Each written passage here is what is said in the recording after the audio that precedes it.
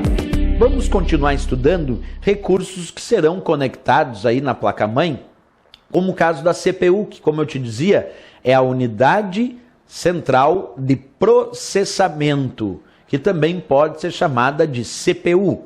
Então, a CPU, ou a unidade central de processamento do teu computador, é o processador do computador. É o local onde os dados serão processados de forma centralizada. Até aí tranquilo. A minha dúvida é a seguinte em relação à CPU.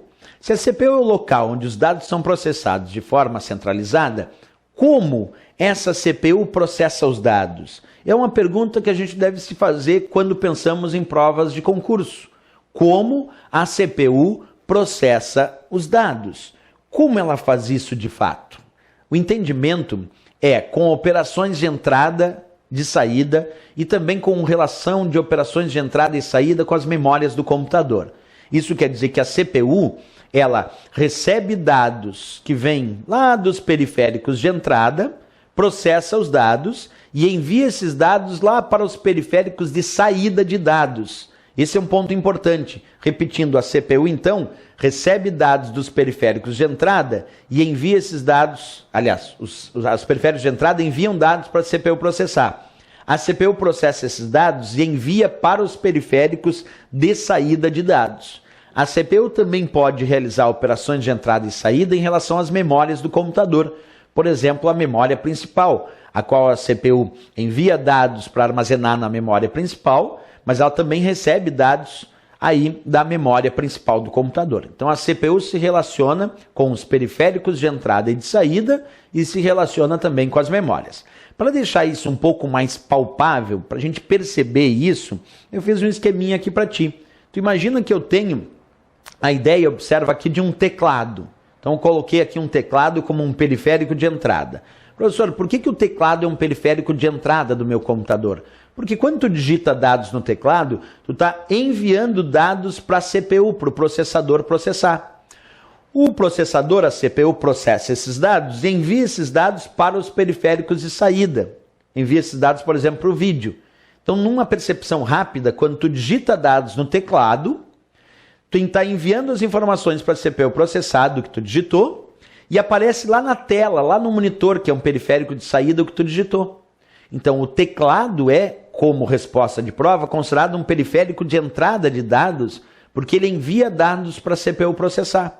A CPU processa e envia lá para o monitor, lá para o vídeo do teu computador, que mostra a letra A, B, C, D e E que tu digitou. Portanto, o vídeo, o monitor, é considerado um periférico de saída, porque ele recebe dados que a CPU já processou. Agora, temos situações onde os periféricos podem ser de entrada e saída ao mesmo tempo. Vamos imaginar uma tela touchscreen, que é aquela tela toque na tela, que tu pode tocar na tela e realizar o envio de informações para a CPU processar. Então, um monitor touchscreen, monitor toque na tela, é considerado um periférico de entrada e saída simultaneamente.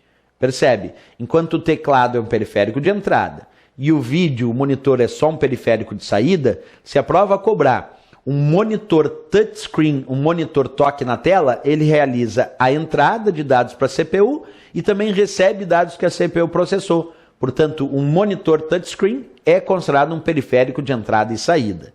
Quer ver outros exemplos? O mouse. O mouse é um periférico de entrada, porque ele envia dados para a CPU processar. Quando tu movimenta o mouse ou clica nele, ele está enviando essas informações, esses dados para a CPU processar.